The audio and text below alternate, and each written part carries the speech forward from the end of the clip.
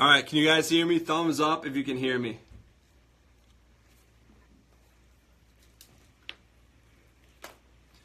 Thumbs up if you guys can hear me. Thumbs down if you can't hear me. All right, cool. All right. Dan, you still there? Yo, I'm here, yeah. I just put you in here. All right, just me. All right, cool. So, I just want to let people get back in here. Yeah, that's cool.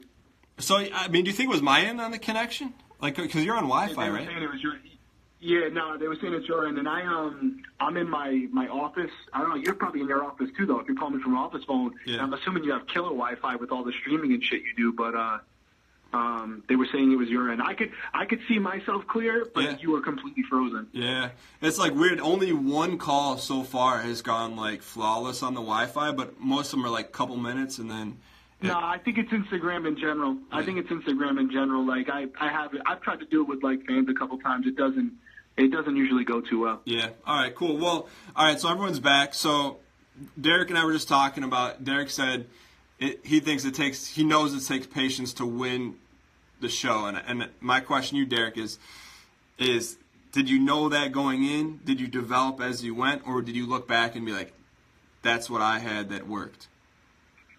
Yeah, no, I mean, I definitely had, law enforcement definitely helped me, being a detective, working investigations, you may know who committed the crime, but it's not enough. It's not what you know, it's what you can prove. So you have to develop the case before you can actually make an arrest. And the same thing kind of goes in Big Brother, where you may know that there's a certain individual you have to get out, but you have to pick the time to do it where it's going to be advantageous for not only the people in the house, but also as far as jury management. You don't want to send someone to the jury house too early, where if they know a lot of your game, they can go in there and completely ruin it. And I think that patience and knowing when to pull that trigger, when to make that move, is critical to winning, because it's not only about what you do in the game, it's about what's going on in the jury house. Got it. Yeah, I have a question for you. This isn't what I asked other people, but like, how long did it take you to get on the show? Were you like one and done, or it was first chance. It was first opportunity. So it was my 30th birthday. Uh-huh. And I had just gotten out of undercover work. I got promoted to sergeant 2 years earlier, so I wasn't doing undercover anymore. And I told my wife, I said, Jen, as part of my bucket list, would you mind if I applied? I'm just going to do like a video. I'm not going to go to an open call or anything. I just want to see like how far I'll get. Yeah. And like literally, I did a 2-minute video on my stairs. I guess it's supposed to be 3 minutes. I found that out from Robin later, but I did a 2-minute video, and I got a call like 2 or 3 weeks later. And it kind of just, snowballed from there. You know the process. Yeah. But I got lucky. I was one of the lucky ones, for sure. Let me ask you this. So, you've been off a couple years. Looking back now, like a couple years out, having won the show, what's your fondest personal memory from the experience? It's such a broad question. It's like, honestly, for me, now looking back at it, I actually wish I would have appreciated things more when I was in there, because I was playing so hard. I didn't view it as an experience. I viewed it as like, this is a goal. This is an objective. Like, this is a mission. And I got so focused on the chess game that I was playing that I didn't look around and kind of, let everything sink in. That's kind of why I like going back in the house now. Mm-hmm. It's because when I go in there now, like after my season, I look around, I embrace things. But as far as my season, honestly, I would have to say the best moment was seeing my daughter when she came across the screen with my wife. Yeah. I mean, that, because around that point in the game, you start to break down. I don't care how, like, mentally strong you are.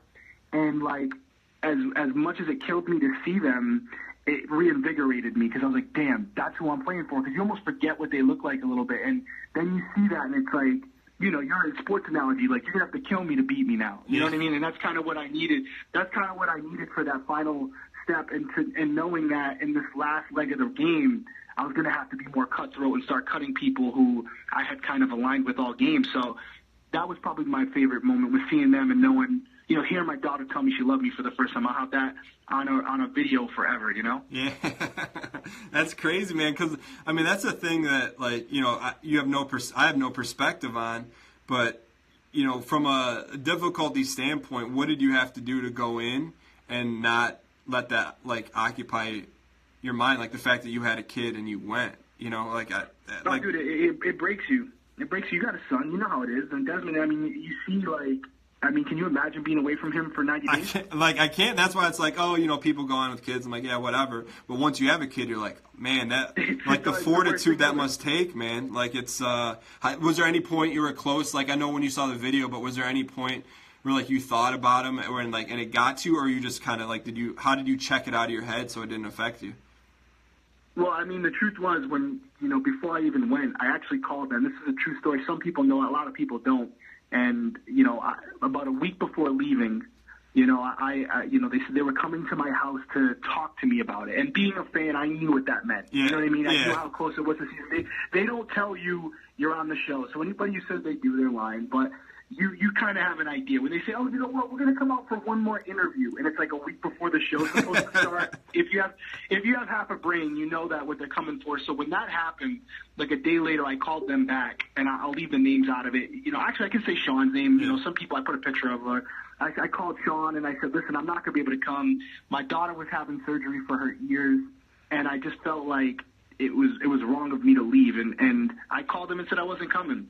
And they called me back, and actually Robin called me back and said, Derrick, I can't tell you you're on the show or you're not, but all I can tell you is if you were given this opportunity, I've had people in the past who've turned it down, and they always regret it, but I've never had someone go on the show and call me back and say, I regret going on the show. So just think about that. And I thought about it.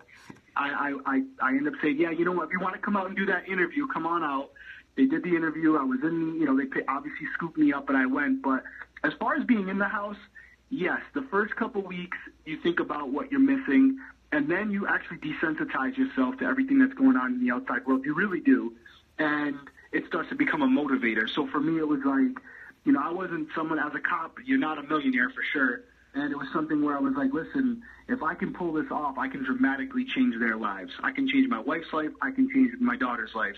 And they're sitting at home rooting for me, and I can't let them down. My daughter one day is going to look back at this. My wife is at home going to look back at this.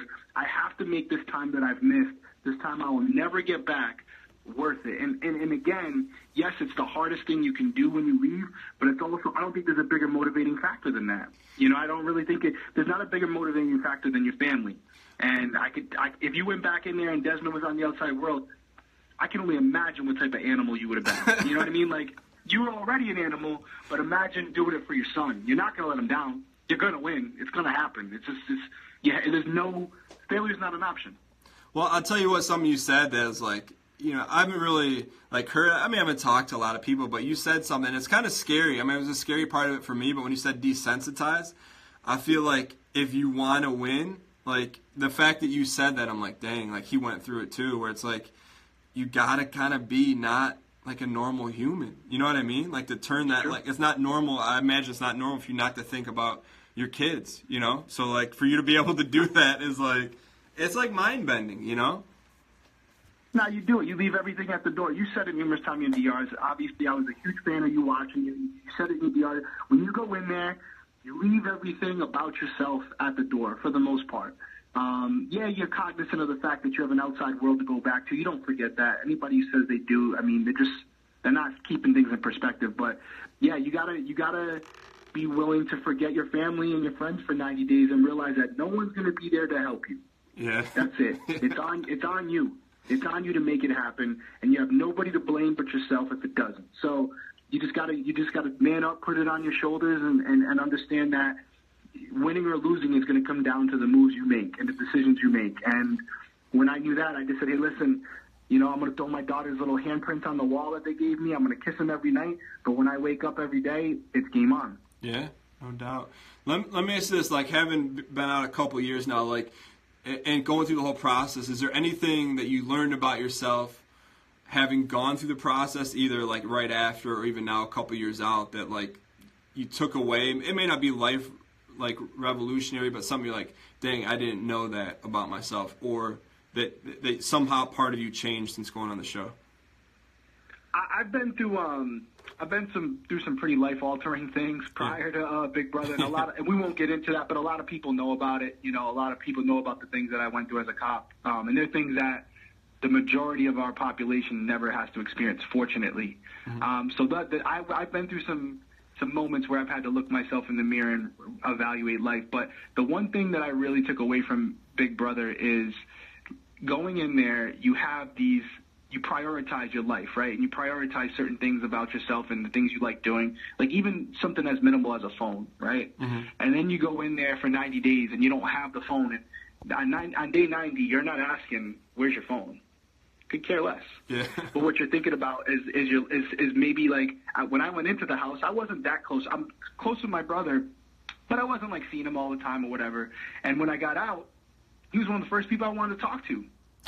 So what I took away from it was making more time for those people that you take for granted, because you may not have another opportunity to talk to them. And when you're gone for 90 days, it's essentially like you're dead and the world's going on around you. And the things I thought about most were obviously my wife and my kid and at the time, but now my 2 kids, it's like those are the things that matter. Everything else, work, money, relevancy, anything like that, anything you think, friendship, family, that's what's important. It sounds cliche. It really does. Like saying it sounds cliche, but there's no truer statement when you're cut off from the outside world for 100 days and you get to sit there and look up at the sky and ask yourself, what do you really miss? I can tell you right now, it's not your cell phone, it's not television, it's not money, it's not cars, it's the people, and it's about making them a priority in your life. That's cool, man. Dude, so, I guess, you never think about it, but, like, probably Big Brother for you, the experience was, like, in terms of life-altering, outside of the money, is probably, like, very small compared to your life as a cop, which, like, every day you're not worried about getting voted out. You're worried about what the heck's, are you going to come home, Like, I forget that about you sometimes, that, like, you were, like, on the front lines doing stuff. You're not just competing on a reality TV show. Like, you actually did stuff to, like, protect other people and put your life in harm, And I forget about that. Men and women do it every day. They're still doing it. And it's like, there were some moments when I was on the job where I was like, I'm going to die today. I'm not saying that to be dramatic, but, like, I was like, I'm sitting around a table and the guy's got a gun under the table, and if he figures out that I'm a cop, I'm dead. Yeah.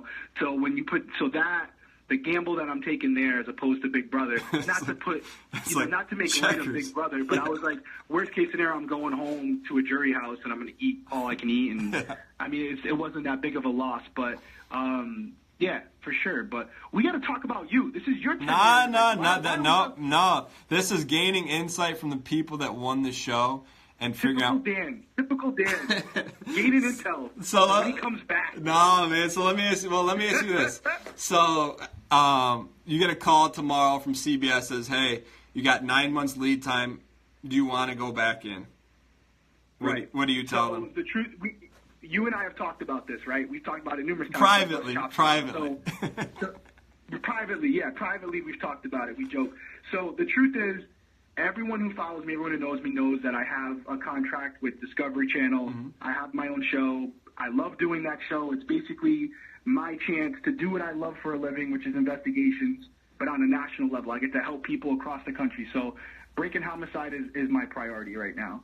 And I wouldn't leave to go do Big Brother for Breaking Homicide. You know what I mean? Like, Breaking Homicide is what I want to do, is where I want to be. And I love our team and all that good stuff. However, if you're to take Breaking Homicide out of the equation. Well, hold on. Let's do this. Let's not even take out the equation. Let's say, hey, Discovery said, hey, Derrick, yeah, do it. We'll work the production schedule around the summer. Okay. So perfect. It's not an issue. So Breaking Homicide is not filming. I'm not going in. This is the truth, and I'm putting it on here. I'd like to debate it because I think there's arguments for both sides. But for me to go in again, one, I would not go on a season where it was like me and like 1 or 2 other people from a previous season against all rookies, for a couple of reasons. One, America doesn't want to see that. I think that's been proven. Like, they don't want to see veterans coming in there and taking out the learning curve, and you have basically nothing to lose and everything to lose and nothing to gain, because if you win against all rookies, they're going to say it was given to you and that you didn't deserve it, you didn't play anybody real. And if you lose, you basically lost to a bunch of rookies, right? So the only way that I would consider it is if it was a genuine all-star season. A genuine all-star season doesn't have to be winners, because the best player doesn't always win, because, as you know, sometimes Big Brother involves some luck. And, 100%. I am the biggest advocate of getting rid of that final competition where it's basically a game of chance. Mm-hmm. because I hate that. And I lost it, and I actually tried to beat Cody, but that last competition when you played 100 days should not come down to a coin flip, in my opinion. So, and I think that, you know, you want to play against people who are, you know, are the best at what they do. And for me, sorry guys who are watching this, and this will be listening to this and watching it, whatever it is, I don't want people in there just because they're entertaining. I know that's entertaining for you guys to watch, but as a game player, I don't care to see people dancing on tables or, you know, causing fights or doing things that, like, I'm not going to do. I'm not going to go on TV and jump around like a clown just to entertain people because they want to watch that, or fight with people just because that's what they want to watch. That's just not me. It's not you either, actually. You know what I mean? Yeah. Like, you're not going to do that. You're not going to do that. So all that said, to come back around to your question, I want to play against you. I want to play against Dan. I want to play against people like Vanessa, Danielle Reyes. I want to play against the best players. And the argument to that would be, well, Dan, Danielle, Dr. Will, they've all played twice. You haven't played twice. And that's a fair argument. And if you want to say, like, who are the better players of Big Brother because they've done it twice, then you know what? I personally, as a single game, as you know, taking each game as a single game, I think I've done pretty well. I think I did pretty well, and I think that your best season, hands down, was season 10. Dr. Will's was season 2. You know that Danielle's was what, season 3, right? Mm-hmm. And I would love to see all of us get in a house and battle it out, because I think the targets on each of our backs would be small because we're all great players in our own right for our own specific reasons. So that'd be my question to you. Don't you feel like if you went in on an all-star only season, don't you feel like your target would be ginormous? Because I feel it would be on you. Even if I'm standing next to you and Dr. Will? 100%. 100%. I feel like this is how I look at Big Brother. I feel like it's different eras. You have the Wilt Chamberlain era. I'm not saying who's who. You have the Wilt Chamberlain era, you have the Michael Jordan era, and you have the LeBron James era. And if you got it, if any of those people are in there, that's a big target. You wouldn't have a concern about that? So I won't say the producer's name, but it's so funny you say that, because the other night when I was there, I had someone say the exact same thing. That's because was it a guy? Yep, you know who. Because he got it from me. I'm the one that told him that. So he's taking my bit. You 100% knew who I'm talking about. Yeah. And he's a great guy. And he said that, and I said it makes a lot of sense. Yeah, maybe I would have a big target, but I think a lot of people would. I think any one of us, if we're left in there long enough, can do damage. Mm-hmm. Can do damage and can make moves, and can do some things to really change the game. I mean, I don't think there's ever a scenario where any of us would go in there and it'd be easy for us, but I don't think my target would be any bigger than if I went in there with a house full of rookies.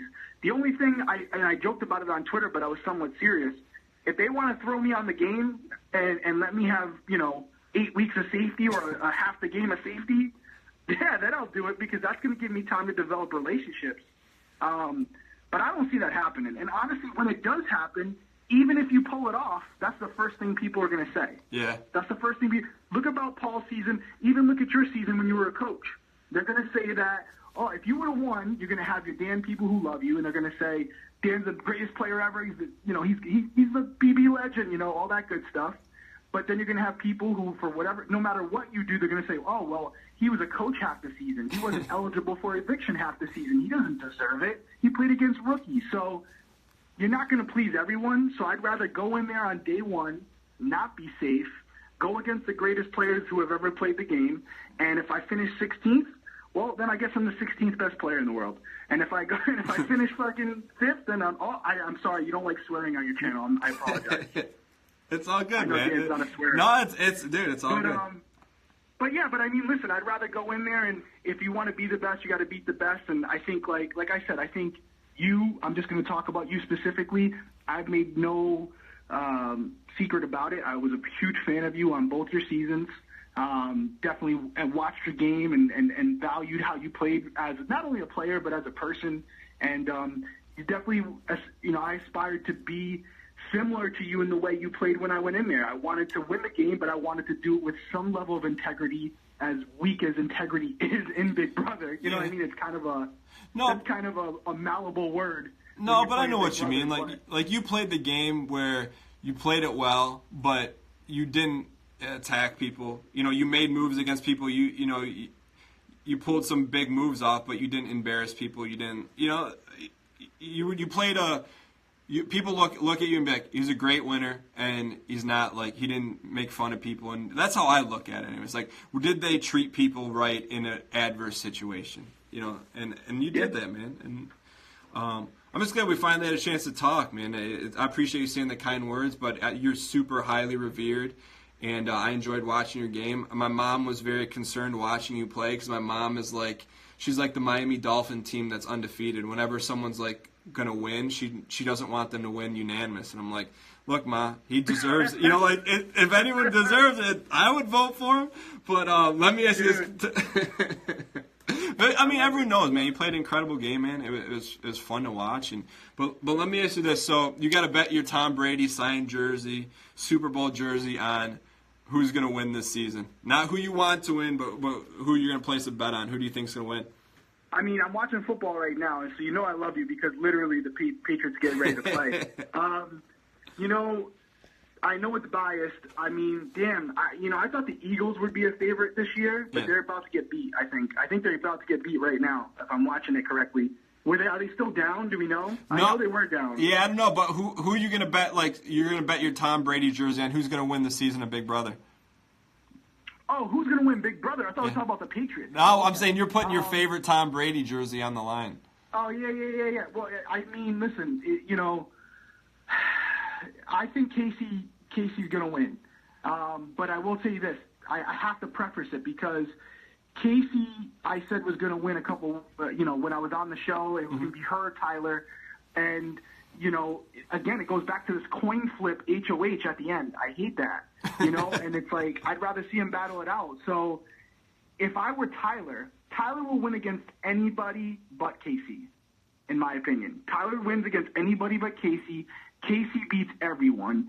Angela, out of the four remaining, spoiler alert for anybody who doesn't know yet, Angela would be, I believe she would be JC and Sam, but she wouldn't beat Tyler or Casey. So if I'm Tyler, I want to take Angela to the end, not only because he's in a showmance with her, but because I've heard what people have said about her in their not their final two, but their eviction speeches.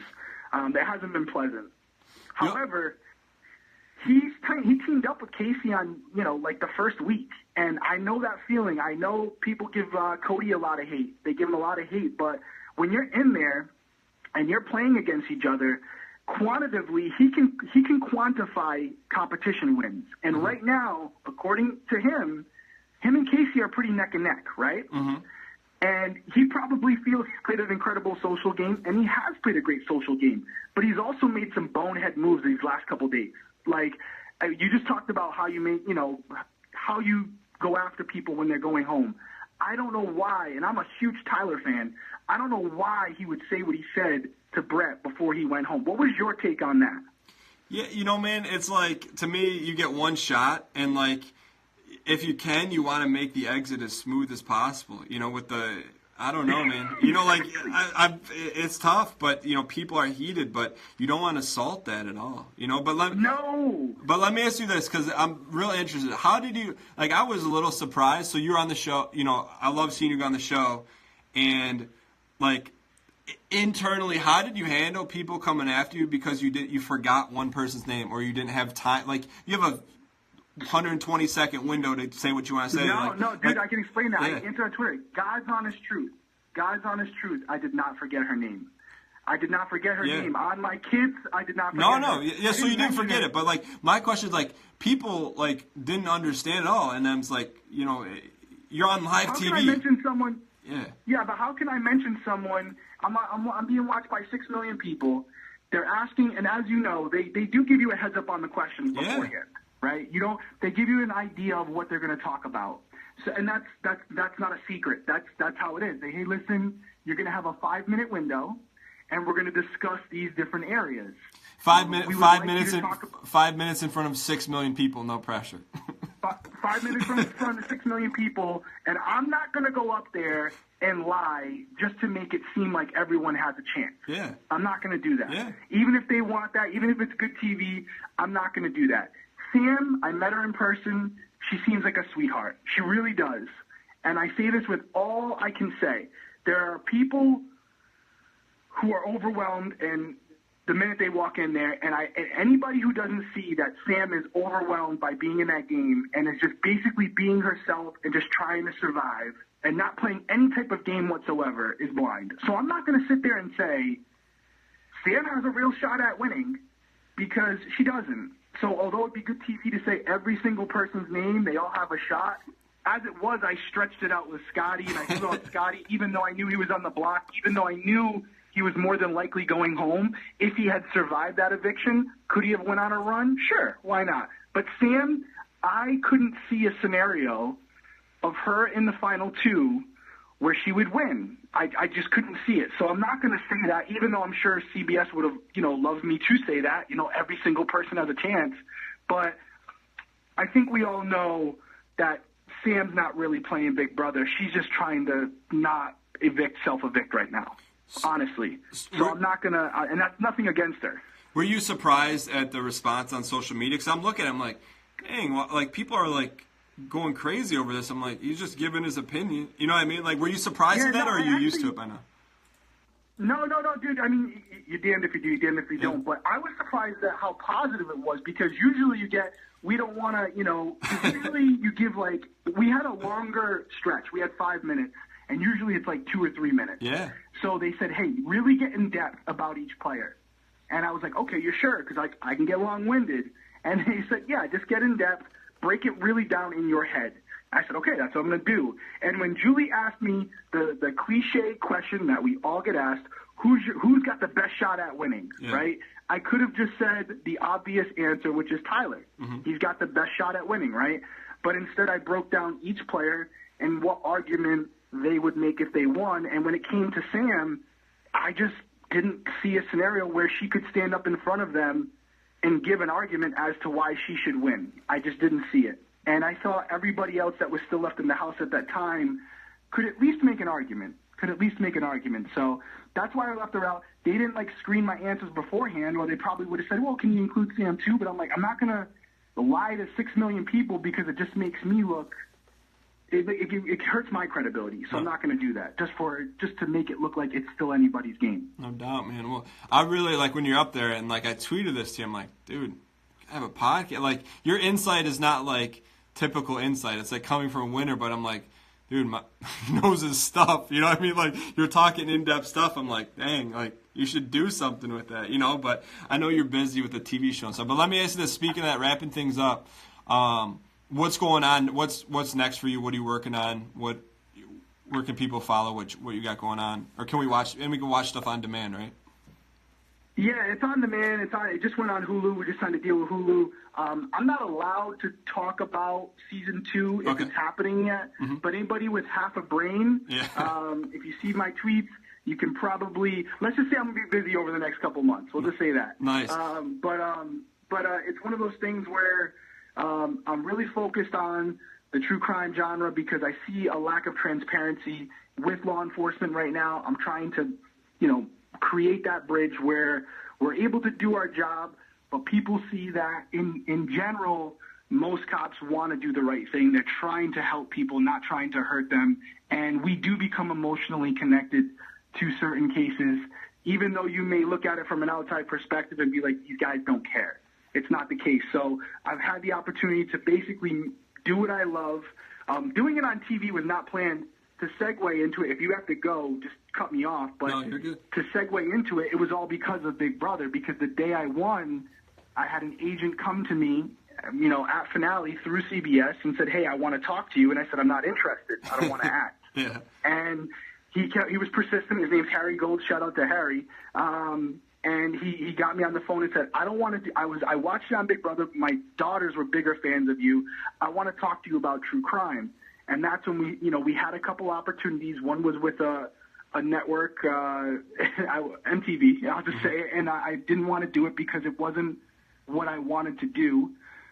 So I passed on that, and something else came up with ID for OJ to relook at the OJ case, and there was a guy who thought OJ was innocent. I was really skeptical on that. Yeah. But they said, hey, listen, we want you to come in with an unbiased opinion and just kind of look at it and give your opinion at the end. Obviously, I ended up saying, spoiler alert to everybody who's listening, OJ did it. But it just kind of snowballed into other things. I have the book out, The Undercover Edge. That did extremely well. Actually, I owe a lot of the people probably listening to this a big thank you, because I had a number in my head of how many books would sell, and we've exceeded that tenfold. So that's been huge.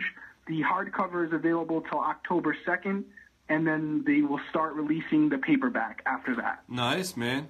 Congrats on all your success. I always look at you and I'm like, congrats to you. I feel like this is about us.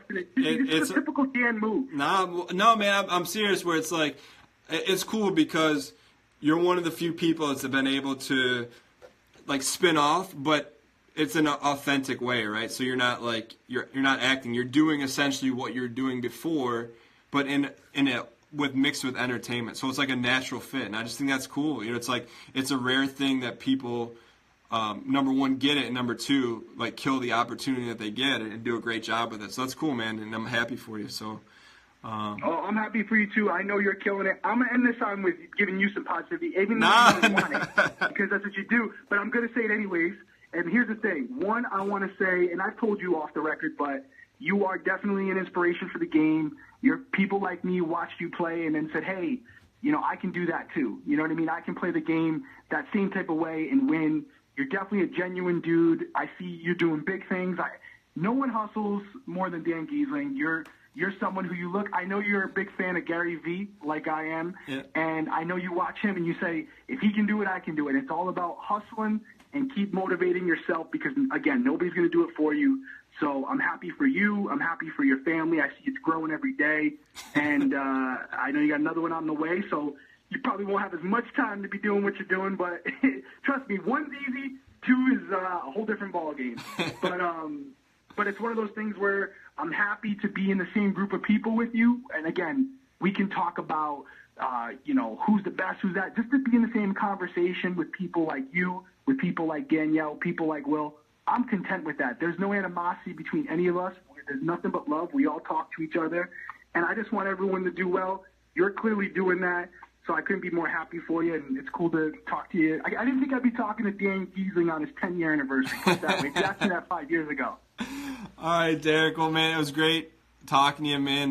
Best of luck, and dude, keep tweeting. We'll talk. I mean, we talk off camera. Absolutely, brother. We'll get together soon. I'm going to be traveling. Hopefully, I get a case in Detroit. Who knows? Maybe I'll be out there. There's plenty of cases for you in Detroit. Missed on one of my cases. All right, Derrick. I'll talk to you soon. All right, buddy. Later, buddy. Thank you. So that's the first time we talked to Derrick face-to-face. I mean, prior. Good dude, man. He played great game. It's cool. And like I said, like for him, like it's not easy to like spin from Big Brother and like parlay it, at least in an authentic way. And I think it's cool to see all the success he's had and doing his thing. So we got 2 more calls to make. And one's for sure. The other one's, it's a roll of dice. But then I got to go hop over to Reddit, and we're going to do the AMA on Twitch. But we got 2 more calls to make. So then we're going to wrap it up. But thank you guys. I hope you guys are enjoying it. The whole reason I'm doing this is for you. That's it. I just wanted to do something I thought you guys would think would be cool. Something that, like I've talked to all these people. I got... privately, and I figured let's have an open conversation and get a chance for you guys to hear what that's like and gain some insight. All right, so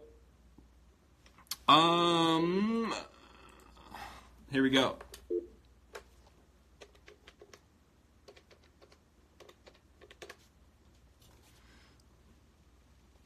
So we got 2 more calls. And thanks, big people are, it's a Sunday, so I appreciate. Hey, what's going on? How are you? So you're not on speakerphone yet, but I'm going to put you... Can you talk for just like 5 minutes?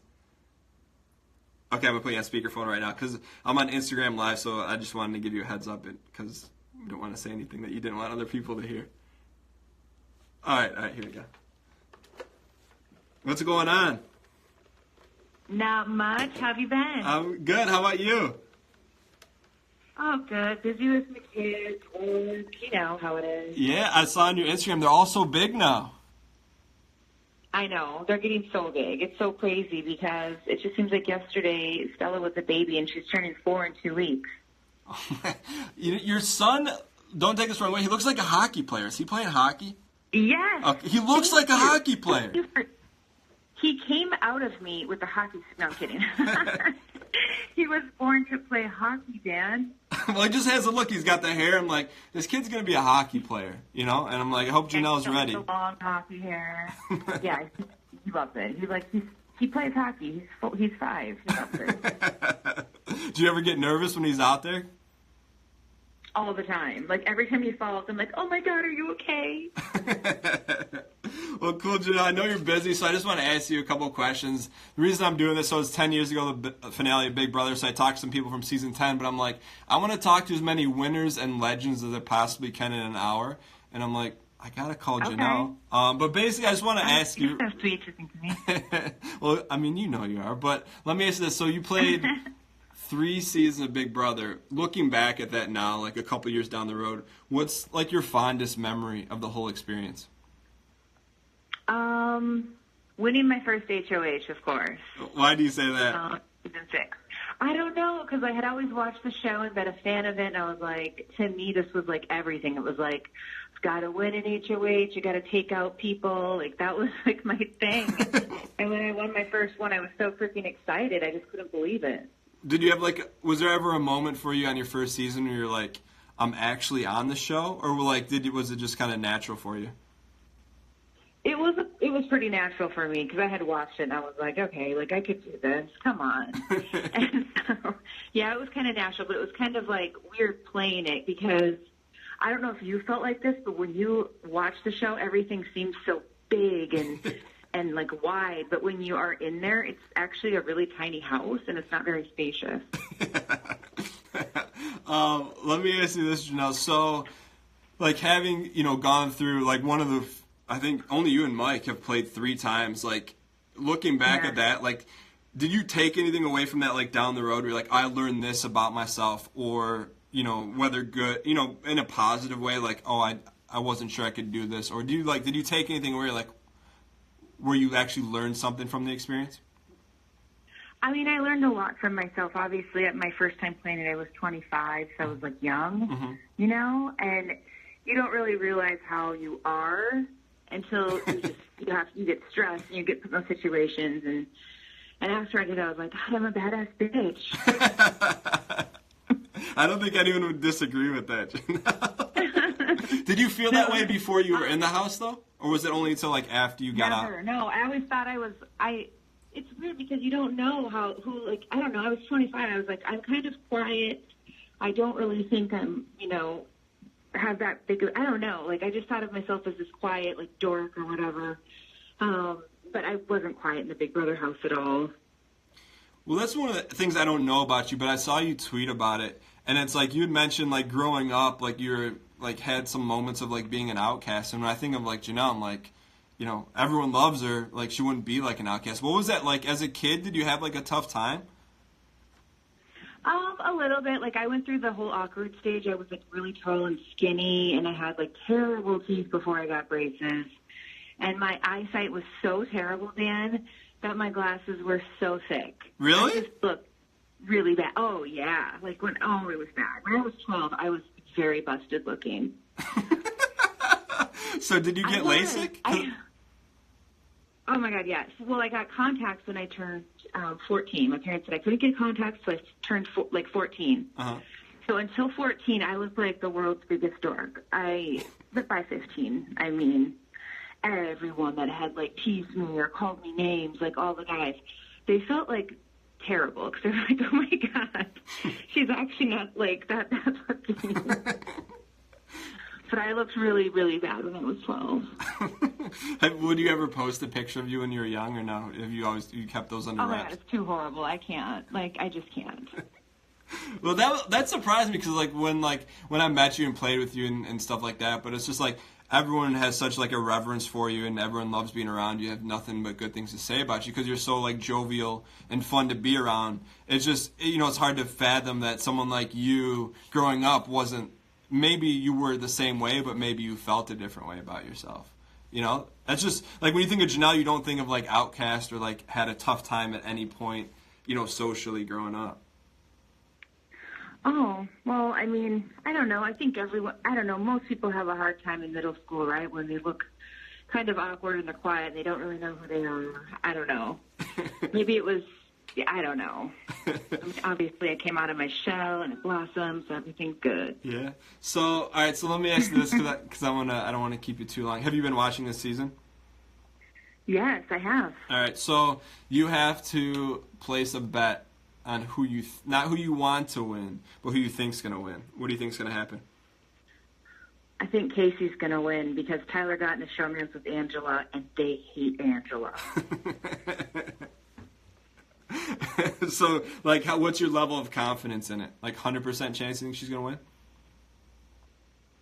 I'd bet you $100 on it. Okay. All right. Can we take that bet? Yeah, absolutely. Why? Who do you think's going to win? I don't know, but I'll take the field. If you're putting a $100 bet on one person and I get everyone else for $100, I just like the odds. So, of course you do that. So outside of that, so since Big Brother, what's been the third time? Well, let me ask you this: you get a call from Allison or Rich this upcoming summer. You have 3 kids now. Uh-huh. They go, hey, we want you to come back one more time. Well, between you and I, we won't talk what it is, but we'll double the coach's salary up front no matter what. Would you do it? Absolutely not. There's no way. Why'd you say no? There's no freaking way. Why? Well, it's the money. Like, it's not just money. Like, I feel like they work you so hard for what it is. It's so stressful. It ages you tremendously. You're away from your family. Like, I just don't think it pays enough.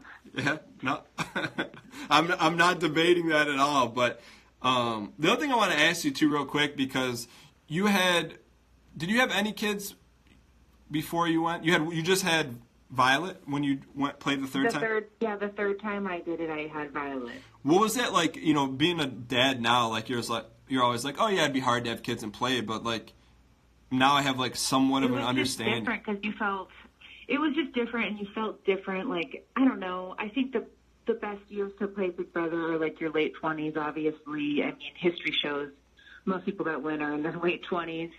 Mm-hmm. Like when you're a mom and you've done that whole life experience of having friends and living like a frat house, whatever, little things annoy you when you're older, just little things, and it's hard. It's like, even when we played coaches, Bookie's always super immature, and that's funny, but there was just a lot of the people on our season, a lot of them are so immature, and it was mind-boggling. Especially Shane. I was like, come on, dude. Well, cool, Janelle. So I couldn't stand Shane. I was like, oh, my God. Like, seriously, go take a hammer and a nail and whatever. He was always dragging his feet, talking about how poor he was. Like, no one cares. Like, we're here to win money. Shut up. In case you guys are wondering, Janelle is still Janelle, and that's why we all love her. So let me ask this, Janelle. So what's going on now? Where are you most active if, like, people want to, like, keep up with their favorite queen? So I'm on Instagram a lot. That's mostly what I use for social media. Mm-hmm. And then, I'm just living in Minneapolis. I sell real estate. So if you live in the Minneapolis area and are looking for a realtor, obviously I'm your girl. Can you imagine anyone better than Janelle? Like, yeah, she's like, I got you. She's like, I'll get you the most money for your house. And if you're looking for the house, I'm going to get you the best deal. And you're going to have fun doing it. Some of my clients are the best. They're like Big Brother fans, obviously. But they're like the best people. They know me from Big Brother. And so they invite me into their homes. And we just have a fabulous time selling their home. That's awesome. How long have you been doing that? 5 years. Wow. And you must be great at it. I just imagine you're killing it. Yeah, I love it. That's so cool, Janelle. That's awesome. So for them, if you live in the Minneapolis area, what's the best way for them to get in touch with you to help them with sell a house or buy a house? My Edina Realty website, of course, or you can DM me on Instagram. Okay. You can direct message me on Twitter. Cool. What's your Instagram, Janelle Pierzina? Yeah. Okay, cool. Everyone spam at Janelle Pierzina in the comments so you guys can follow her. Well, cool, Janelle. I know it's Sunday, so I appreciate you coming on, and it was always fun talking to you. I'm glad things are going so well. Yeah, thanks for thinking of me and giving me a call, Dan. Dude, of course. I miss hanging out with you. Well, I'll tell you what, Janelle. Like, I don't know if I ever told you this, but like when we played on season 14, it was a pretty big deal for me, you know, because like you grow up watching the show. And then you're like, it's different like after you play, but then when I saw you walk in, I'm like, that's actually Janelle. And it was just like, as a fan, like I don't think we ever talked about it. It was such a big deal for me. I'm like, this is pretty awesome. Like, because I grew up watching you on the live feeds, even a lot on like 7. And I'm like, it was just kind of surreal to play with you. But I just want to thank you because it's like I look back and like, you know, the time we did like hang out in the house, it was fun, you know, and like that's really the only fun part of the season, you know. It was like, and then you were like one of the most carefree people in the house. Like you were actually fun. Everyone else was like a stick in the mud. I couldn't take it. Oh my gosh. But I just want to tell you that because I'm not sure I ever told you that. But Janelle, keep in touch. Oh, you're so sweet. And I'm glad everything's going well. Yes. If I ever come back to Detroit, I was. Oh, by the way, we were in Detroit for the Amazing Race, me and Brittany. What? And Are you allowed to talk about it? Call you. Are you allowed to talk about it? Yeah. You were in Detroit? Whatever. Yes, we were in freaking Detroit. Why didn't you call me? We were in Dearborn. We were in Dearborn, Michigan. That's my hometown. I know. We were in Dearborn, like at the Hyatt or whatever. It was crazy. We were trying to call you. They took our phones, but we were all thinking of you. Was that like your sequester was in Dearborn? Yes. Oh my God. Yo, I know. I would have like that's like 10 minutes away, but I know. All right, Janelle. Well, I'll talk to you soon. All right. Well, I'm. Okay. All right. I'll see you. Tell Chelsea I said hello. I will Okay. tell your family I said hello. See you. Bye. So, I don't know if she's allowed to talk about it, but if you Google Janelle and reality TV shows, you didn't hear it from me. Just Google it. Just Google it. All right. I got one more call because I'm super late on the Reddit AMA, so I hope the Reddit peeps understand. This is like, well, I was like trying to be like, yo, Janelle, but, you know, I'm excited. I'll tell you what, it'll be, no offense to anyone, it'll be the first season of Amazing Race that I'll watch. Like, I tuned in when the other Big Brother people were on in the past, and I'll like watch a couple episodes. I'm going to watch the whole thing, and I don't watch reality TV that much anymore. All right. This is my last call. It's probably a 30% shot. We'll give it a shot.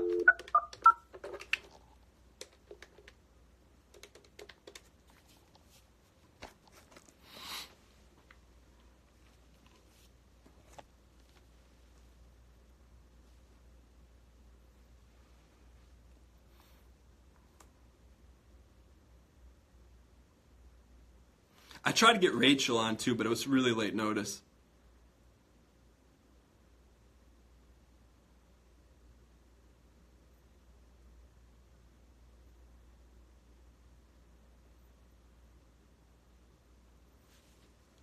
This one's always an enigma, so it is what it is.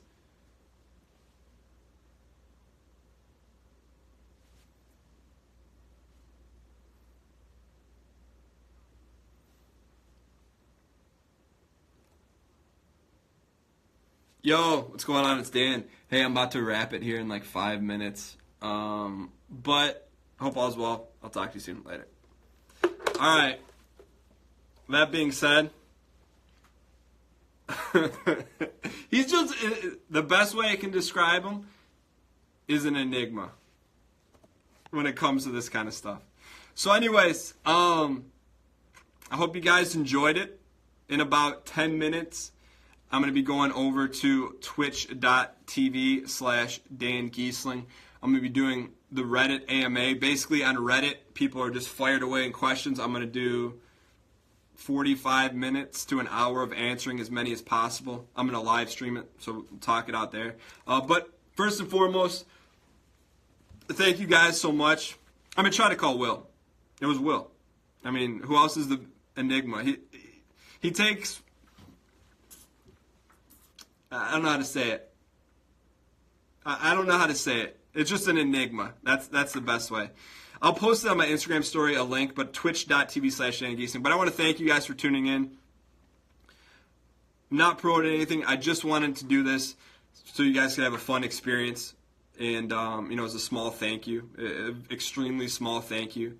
You guys have been nothing but overwhelmingly positive and super supportive of all the crazy stuff that I've done on Big Brother and after Big Brother. And I truly appreciate it. I hope you guys enjoyed this. And a big thank you. I want to thank everyone.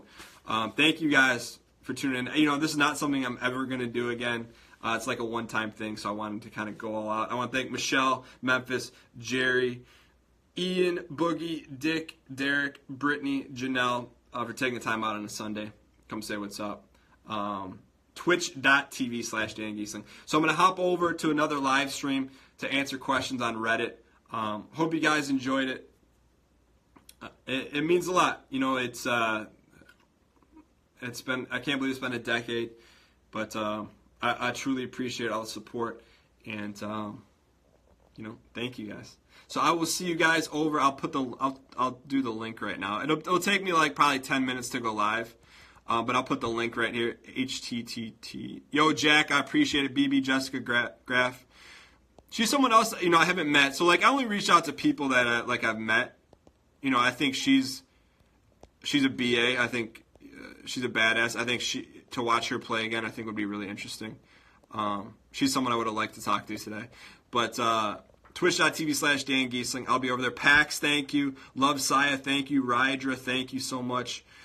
Chell McG, I'll see you on Twitter. Erica Kelly says, go green. Summer, thank you so much for dialing in. Love Saya, thank you.